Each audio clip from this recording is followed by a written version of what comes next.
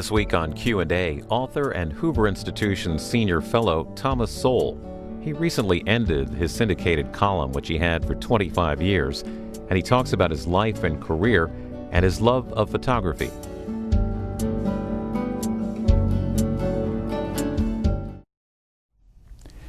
Dr. Thomas Sowell, you wrote this at the end of 2016. Age 86 is well past the usual retirement age. So the question is not why I'm quitting, but why I kept at it so long. Why did you? Why did I keep at it so long? Yes, sir. There were a lot of things happening that I thought ought to be explained in a different way from they're explained in most of the media. And I enjoyed doing it. I enjoyed hearing back from people. I was sorry that I never had a chance to reply to them all, which would have taken up all the time I had. I have your last column, and I want to just ask you why you put this in the column, and you can expand on it if you would like. My own family did not have electricity or hot running water in my early childhood, which was not unusual for blacks in the South in those days. What do you remember about those days, and where was it in the South? Oh, well, I remember a lot because I didn't leave the South until I was almost 9 years old, and so I spent a fair amount of time down there. And most of those places there was no hot running water. We had cold water, which many other blacks in those days did not have, by the way. But it sort of says where I came from. You moved to Harlem. What was that like, and who did you live with in Harlem? Oh, I lived with the same family that had raised me in North Carolina. Some members had gone up ahead and had been in New York for a year or so, I think, before we got there. And fortunately for me, they ran into a boy named Eddie, who was quite unusual for those days. He came from a highly educated family. He was obviously a very cultured fellow. And so before I ever arrived in New York, they had decided that this was someone I needed to meet because he could tell me things that they themselves did not have the education to tell me, and that this could help me in life. Now, at the time, I myself was not by any means looking ahead that way, but thank heavens others were. Where is Eddie today, and what did he do in his life? Well, you know, it's ironic. Last year, when on my birthday, I received a card from him. He's a year older than I am. He went on to become the dean of one of the colleges, and he's now retired, living in a very nice area. So it was quite a pleasant surprise. But my life really could have been very different had I not been introduced to him. And I would never have been introduced to him except that members of my family who were older saw immediately that this was someone who could be helpful to me. He and I never lived within a quarter mile of each other, and he was a year older, so I would never have been in the same class with him in school. But he was able to tell me things that I didn't know. For example, he took me to a public library for the first time in my life. And at the time, I had no idea what a public library was, and was really very dubious when I saw all those books and realized I didn't have enough money to buy one of them. But he patiently explained it all to me, and persuaded me somewhat reluctantly to take out a library card and borrow a couple of books. And that was enormously important because it meant that I began to acquire the habit of reading on my own. You know, years before I ever would have acquired it in the normal course of events. What kind of books were you interested in those early days? Oh heavens, I remember reading children's books, you know, Dr. Dolittle, Alice in Wonderland, stuff like that. But the main thing was that I read and eventually simply got the habit of reading. Other kids from the same neighborhood in which I grew up odds were against their ever meeting someone like Eddie. It was as they were for me, except that others saw the significance of introducing us. How long did you live in Harlem? Oh, until I was 20. I was 20 years old the first time I moved out of Harlem, and then I came back for a couple of years. So I grew up there from the age of just before I was 9 years old. So besides Eddie, what impact did Harlem and your family experience have on you, other than the library? Oh, I think a tremendous effect. I didn't realize it at the time. For example, when I was much older and had a son of my own, like most first-time parents, I wanted to know when he's supposed to do various things. And so I asked one of the surviving members of the family, how old was I when I first began to walk? And she said, oh, Tommy, nobody knows when you could walk. Somebody was always carrying you. And I was raised, as an only child in a family of 4 adults. So, whenever I got to be too much for one of them, he or she could always hand me off to somebody else. And I remember one episode in particular that was recounted many times in later years that Bertie, a member of the family, took me to a movie. And everything went fine. It was on a different part of town. It was only when we got back and I saw the house where we lived, I picked up some rocks and started throwing them at Bertie. I must have been 4 years old at the most. And in later years, she would tell that story and just laugh that, I was a little angel until I got back there. And in much later years, I've thought, you can take that attitude when there's one child and 4 adults. If it's the other way around, one mother and 4 children, it wouldn't have been nearly as funny. We've talked before, and you always mention that you like to think things through before you either write a book or you write a column, and you're not in any hurry to have those published. How about this final column? How long did you think that through, and what kind of a message did you want to leave at the end?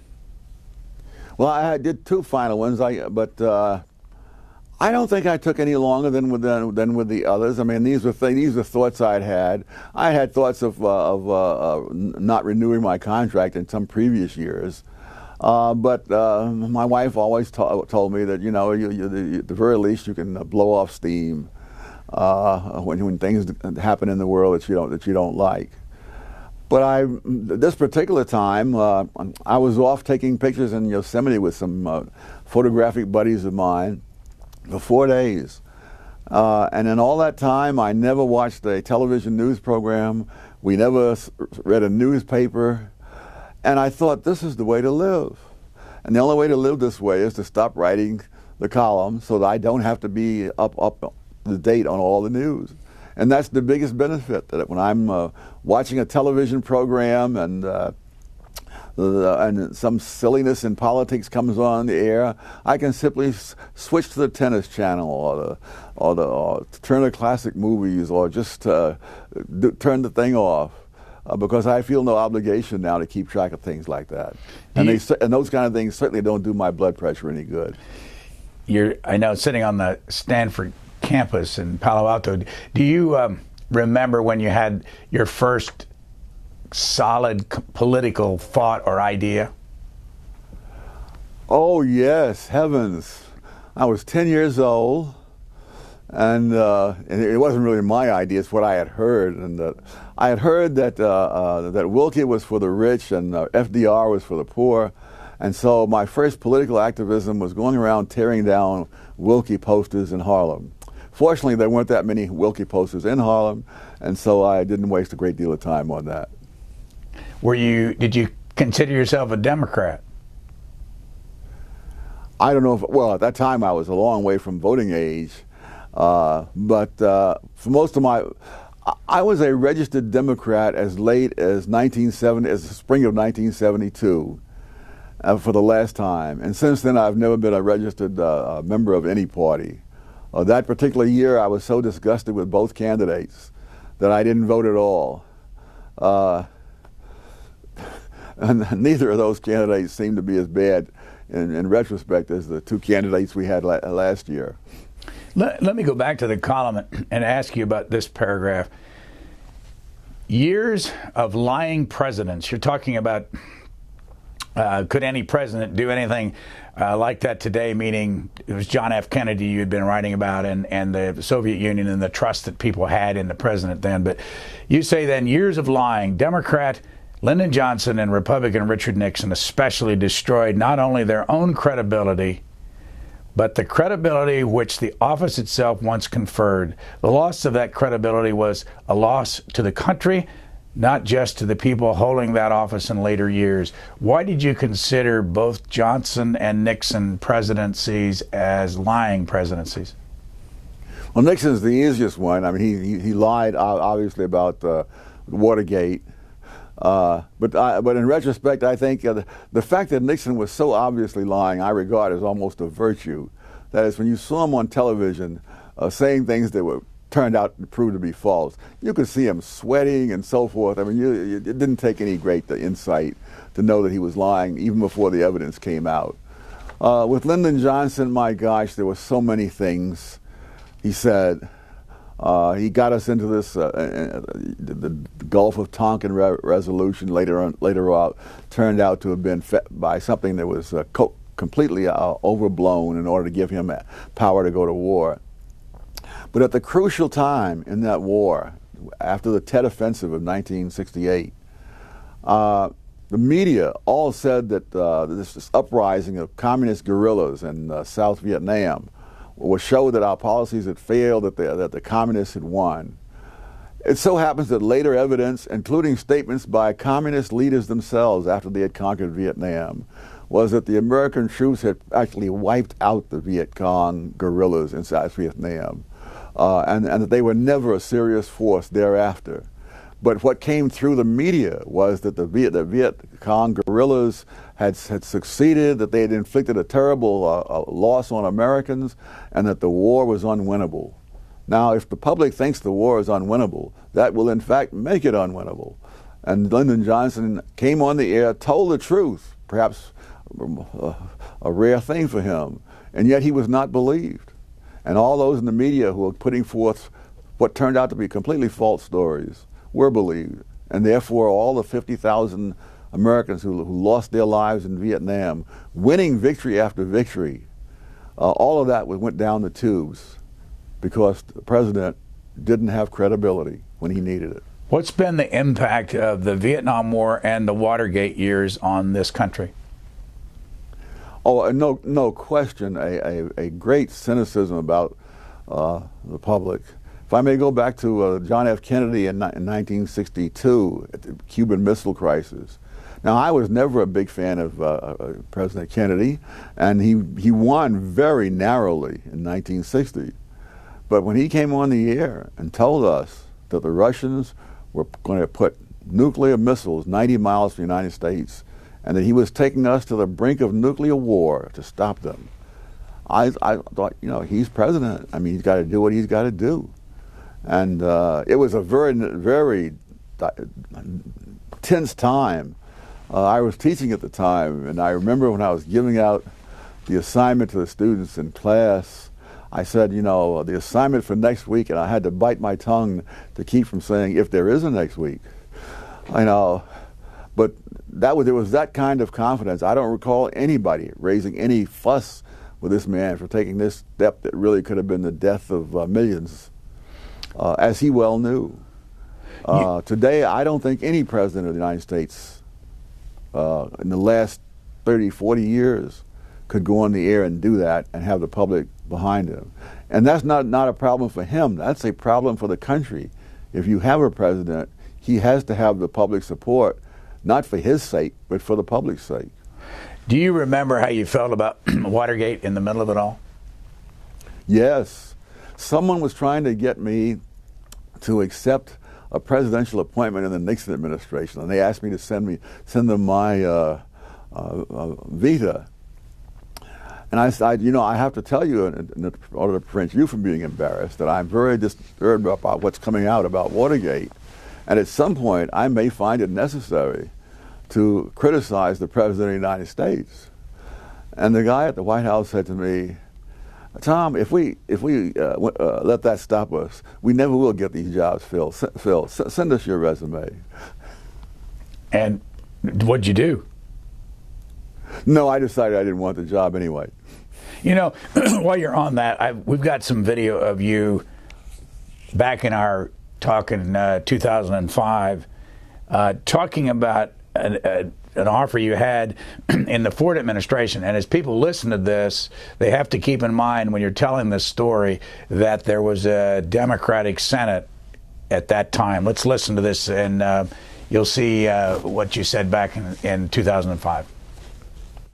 Which president offered you the Federal Trade Commissioner's job?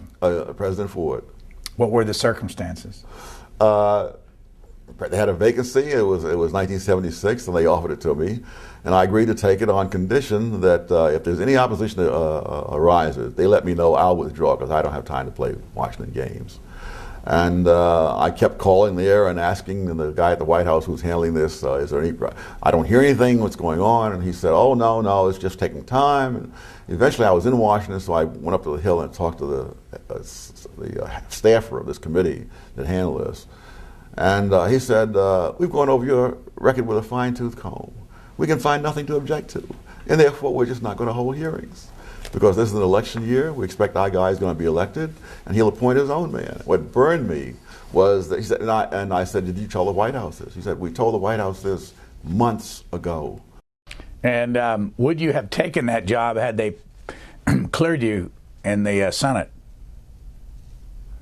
You mean after learning this? Yeah. Well, no. I mean, if the process had moved faster, had you agreed to go to the Federal Trade Commission? Yes, I would have, reluctantly, but in fact, the first time it was offered to me, I said no, but they came back again. And in the meantime, someone whom I knew said, Tom, you're always criticizing the Federal Trade Commission. Here is your chance to be one of the commissioners. And I thought, I really should then. So I would have taken it, but it was not something I looked forward to. It meant moving. It did not mean any increase in pay, but it did mean an increase in cost of living and so on. So I mean, there were many downsides for me personally. But I thought that really, as a matter of living up to what I've been saying, I ought to go and try it. Now, your first job in government, though, was considerably earlier than that, and what was it? Oh, I was a GS2 clerk in the General Accounting Office back in 1950. And that was a big step up for me at the time. That means that you were GS2. They start at GS1 and go up to GS18. I don't know if they still do 18, but they do the senior executive service. Why had you gone in the government, and what impact did those years have on your thinking today? Well, you mean the years before or the year afterwards? Afterwards, yeah, after you had the experience of working in the government. It was not habit forming. There was a lot of double dealing and stuff going on, but by the time this is before I was drafted and went into the Marine Corps.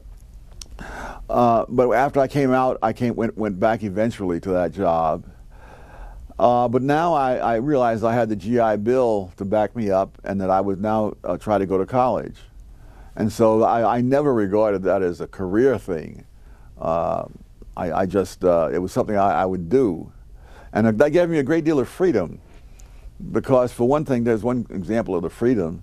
Back in those days, the General Accounting Office had a large unit that was essentially all black. And it was presided over a white woman from Georgia. And they had different rules that when in other units, if you were late, you signed a T for tardy. But in the unit that I was in, if you were late, they docked you an hour's annual leave, and you signed for it. Since I was planning to leave when the time was right, and I was going to turn in my annual leave for money, I was not about to sign for that. And I told them, quite frankly, that not only was I not going to sign, that if they took the leave without my signing, I would take the case right up to the Civil Service Commission. They immediately realized that they knew they were wrong to begin with, but they realized if I did that, all hell would break loose. And so, in one of those wonderful political compromises, they would let me sign a T for tardy, and everybody else had to sign for an hour's annual leave. And that deprived me of any standing to bring any case. I told the others, but they wouldn't believe me. Many of them felt I must have some secret in, I must know somebody or something.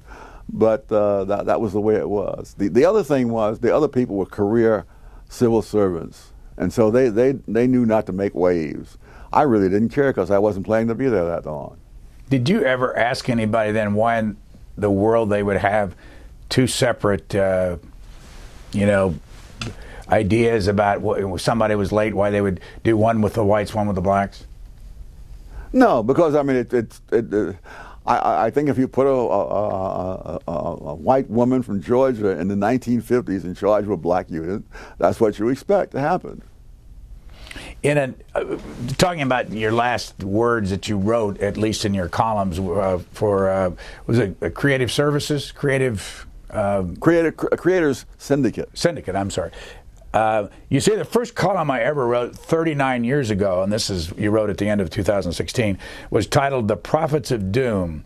This was long before Al Gore made millions of dollars promoting global warming hysteria. Back in 1970, the prevailing hysteria was the threat of a new ice age, promoted by some of the same environmentalists who are promoting global warming hysteria today. I tried to find that column on the internet. It's not there that I could find. Is it available for any of us to read? Yes, it was published in the old Washington Star, which, as you know, went out of business some years ago. Hopefully not as a result of my columns. But there's a book called Pink and Brown People, which is the first collection of my columns that was published by the Hoover Institution back in early 1980s. And it's in there. Well, whether that book is still in print, I don't know. But did you go back when you wrote your last column? Did you go back and read it? No, I did not. Well, but I remembered it because it was my first column, and I had no thought when I wrote it that I would be writing regularly. The Washington Star had a feature where ordinary readers could write in and send in a column, and I sent that. That was the first time I ever tried it, and they published it as I wrote it, and so that was the beginning. Your undergraduate degree was from what school? Harvard. But you started at Howard and then went to Harvard. That's right. Your master's degree was from Columbia? Yes. And then your PhD at Chicago. What was your dissertation about? Oh, it was called Say's Law and Historical Analysis. And in fact, I wrote a very expanded version of that dissertation as a book published by Princeton University Press. I got on Amazon and counted the number of, and just very quickly counted the number of opportunities to buy something with your name on it, and I think I stopped at 57. But I know those are all kinds of things, including essays. But how many actual books have you completed since you started writing them? Oh my goodness! You know, I've been asked that question. I've never actually counted them. Partly because it depends on what you mean. There are books that are original books. There are books that are collections of previous writings, and so on. And there are monographs and so forth. But I've never really tried to keep track. But it's a few dozen. At this point, which one of all those books sold the most? Oh heavens! Basic Economics not only sells the most in English. It's been translated into 7 or 8 languages. What would you say would be the most important thing, and I know this is a simple question, most important thing or things that people who read that book will learn? Oh my gosh, that is tough. But I guess they'll learn what economics is all about, which is more than just the sum of the topics. And in the first chapter, I point out that economics really, I elaborate on a definition from the London School of Economics, that economics is the study of scarce resources which have alternative uses. In other words, there was no economics in the Garden of Eden because everything was available in unlimited quantities. But I think in thinking generally, whether in economics or otherwise, too many people do not begin by saying, what are the inherent constraints of the situation we're talking about? And they act as if, you know, they're God on the first day of creation and can follow whatever policy seems to them best. You know, but by the time when each of us enters a world that is already completely elaborated and complex before we ever got here, and so you make your decisions within that context. And if you don't think of it that way, you can have all sorts of utopian notions. To give one obvious example, I hear from time to time people complain, that George Washington, Thomas Jefferson condoned slavery. Slavery was there for centuries before George Washington and Thomas Jefferson were ever born. And neither of them thought that the office of the presidency had any powers to do anything about it. Lincoln was able to do something about it because he did so not simply as president, but as the commander-in-chief in a war. And what he did applied only to people who were in rebellion against the United States. But there was no basis otherwise. And so if you can't think in terms of what were the things confronting the people who made decisions, nothing is easier than to sit there today and say, oh, this should have been done, that should have been done. And that's not taking the past as it was. It's treating the past as if it's just the present.